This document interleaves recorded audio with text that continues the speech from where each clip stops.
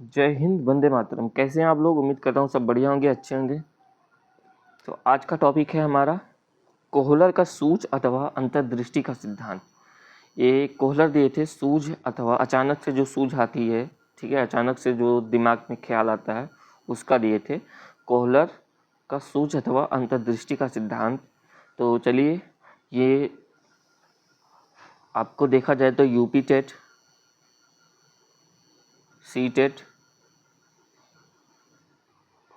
और जितने आल टेट हैं, स्टेट टेट हैं, सब में ये काम आएगा।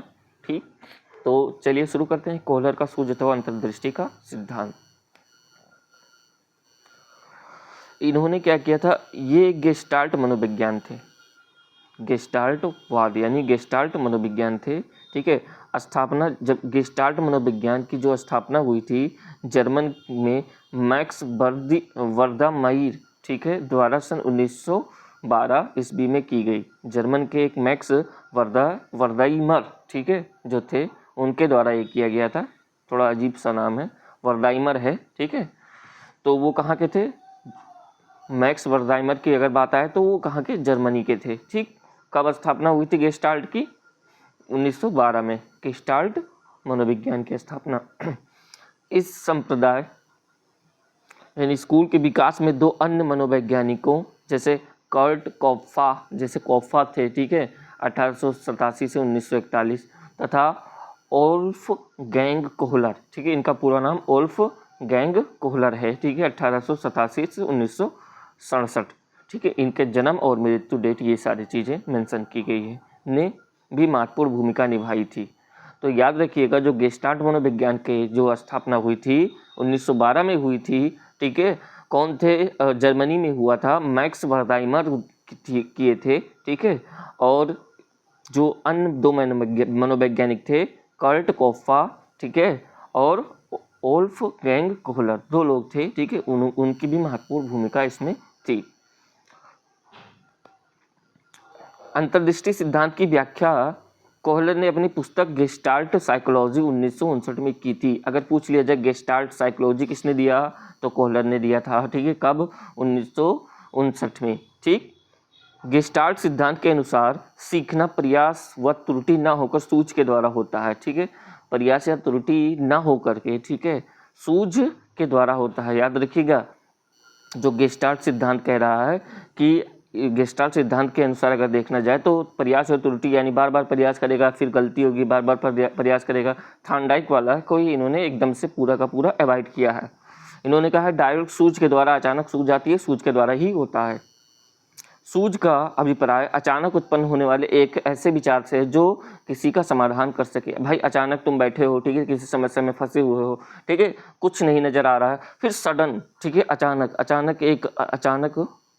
अचानक कोई सूझ आती है और वो मैटर सॉल्व हो जाता है। ठीक, तो यही कह रहा है कि सूझ अथवा अंतर्दृष्टि का सिद्धांत यही कह रहा है। ठीक, सूझ द्वारा सीखने के अंतर्गत प्राणी परिस्थितियों का भली भांति प्रकार से अवलोकन करता है। भाई आप अचानक परेशान बैठे हो, कोई भी प्रॉब्लम है, ठीक, तो आप चारों तरफ देखोगे, ठीक है, सारी परिस्थितियां देखोगे, सारी परिस्थितियां देख करके तब उसमें आपको अचानक सूझ आएगी, कोई ना कोई सूझ दिमाग में आपके जरूर आएगी, आप दिमाग लगाओगे, ठीक है, पहले परिस्थिति का अवलोकन करोगे, फिर उसके बाद अपनी सोच की प्रतिक्रिया दोगे, तत्पश्चात अपनी सोच प्रतिक्रिया देता है, आपका दिमाग प्रतिक्रिया देता है कि ऐसा नहीं ऐसा करो, हो सकता है निकल जाए।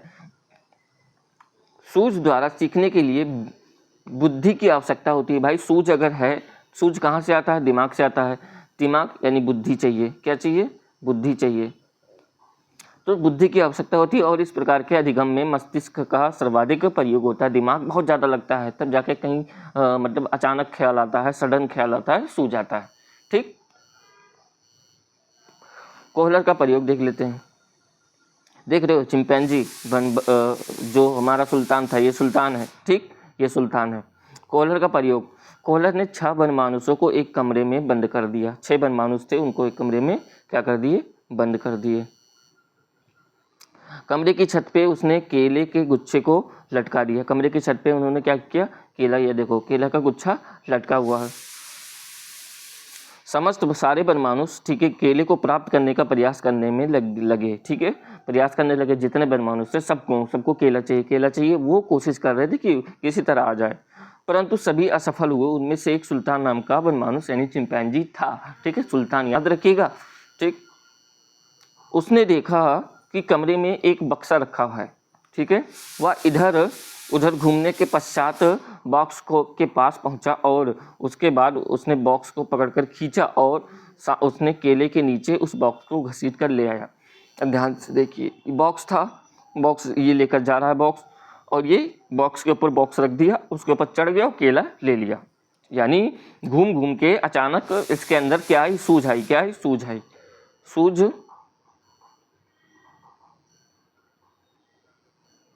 सूझ अचानक सूझ आई, और सूझ में किसका प्रयोग हुआ, बुद्धि का प्रयोग हुआ, यानी दिमाग का प्रयोग हुआ, दिमाग का प्रयोग हुआ।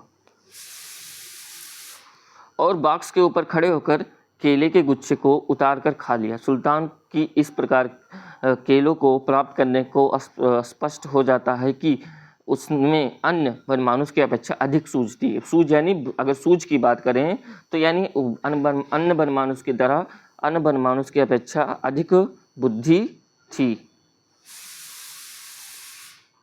अन्य वनमानुष की अपेक्षा उसमें अधिक बुद्धि थी। सूझ अचानक से सूझ आया और उसने बॉक्स को, ठीक है, तर ऊपर रख दिया और उसके ऊपर चढ़ कर के केला को खा लिया।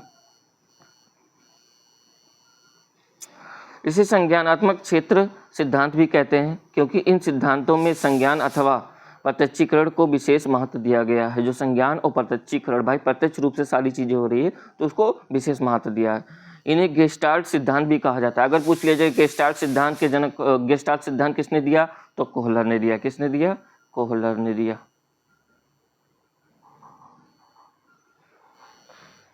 गेस्टाल्ट मनोविज्ञान के अनुसार जब हम वातावरण में किसी वस्तु का प्रत्यक्ष करते हैं, ठीक है, यानी सामना करते हैं, तो हम, ठीक है, उसकी आकृति भी देखते हैं, प्रतिमान और विन्यास के प्रति प्रतिक्रिया करते हैं कि कैसे है कैसे नहीं है, ठीक है, अर्थात उसके नवीन प्रतिमानों को देखकर, ठीक है, अब उसको संगठित करते हैं और हमें एक सार्थक समग्रता का ज्ञान होता है कि देखिए ये इस प्रकार है, अगर इसका हम इधर से हटाएंगे या ऐसे करेंगे तो हम ऐसा करना पड़ेगा। गेस्टाल्ट शब्द जर्मन भाषा का है। अब गेस्टाल्ट शब्द आ जाता है। गेस्टाल्ट शब्द अगर पूछ लिया जाए कहाँ से लिया गया है, तो कहाँ से, जर्मनी से लिया गया है। जर्मनी से लिया गया है।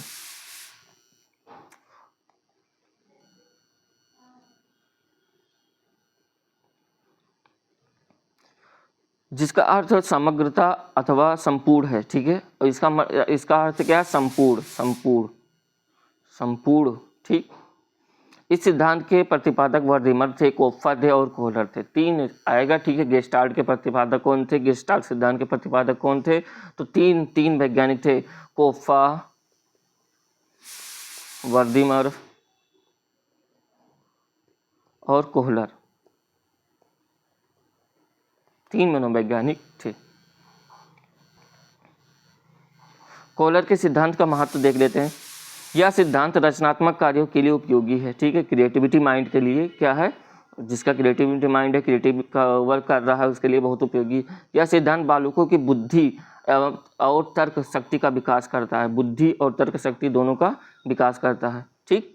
यह गणित जैसे कठिन विषयों के लिए बहुत उपयोगी है। अचानक सूझ आएगी, किसी सवाल में फंसे हुए हैं तो अचानक आएगी, तो वो क्या होता है, गणित जैसे कठिन विषयों में बहुत उपयोगी है। क्रो एंड क्रो के अनुसार यह सिद्धांत कला और संगीत के लिए भी उपयोगी है। क्रो एंड क्रो अगर मनोवैज्ञानिक हैं, उनके अगर सिद्धांत से देखा जाए तो कला और संगीत के लिए भी उपयोगी है। एक मिनट, बैकग्राउंड नॉइज आ रहा है।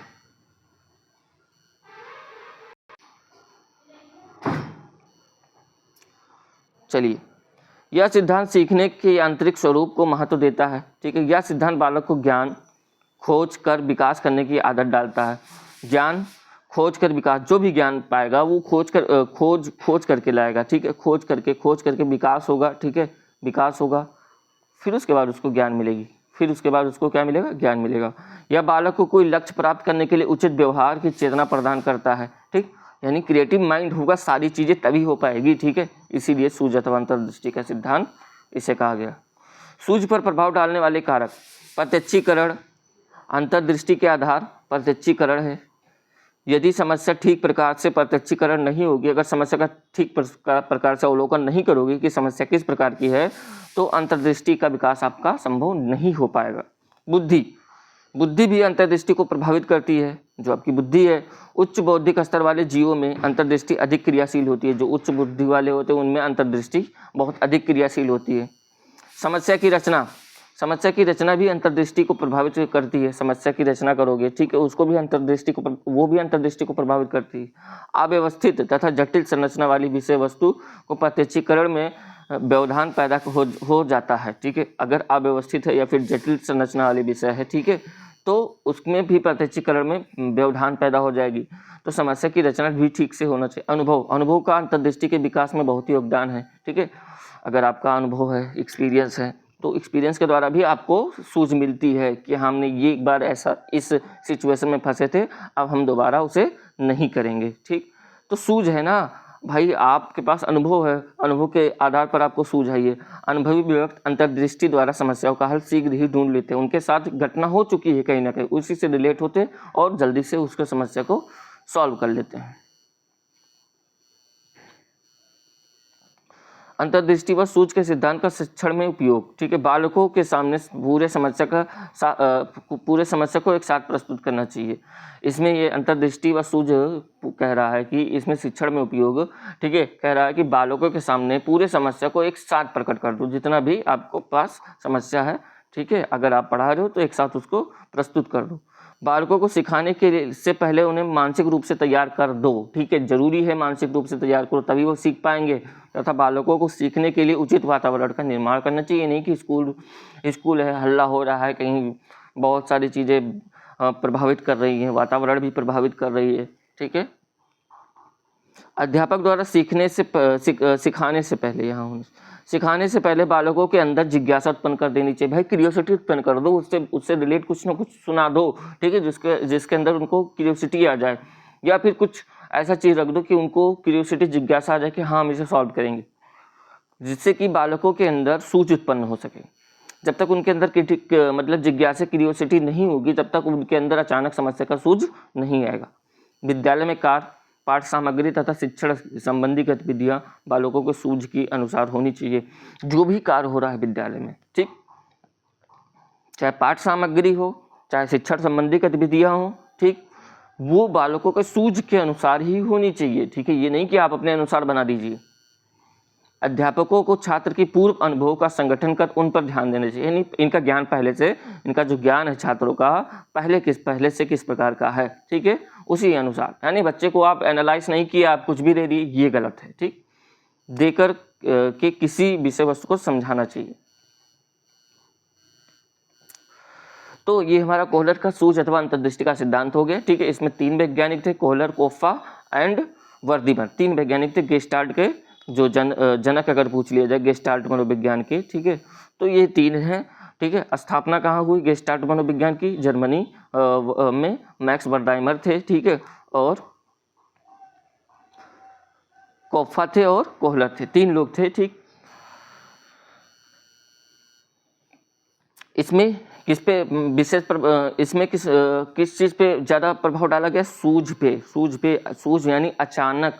सूझ क्या होता है? अचानक आने वाला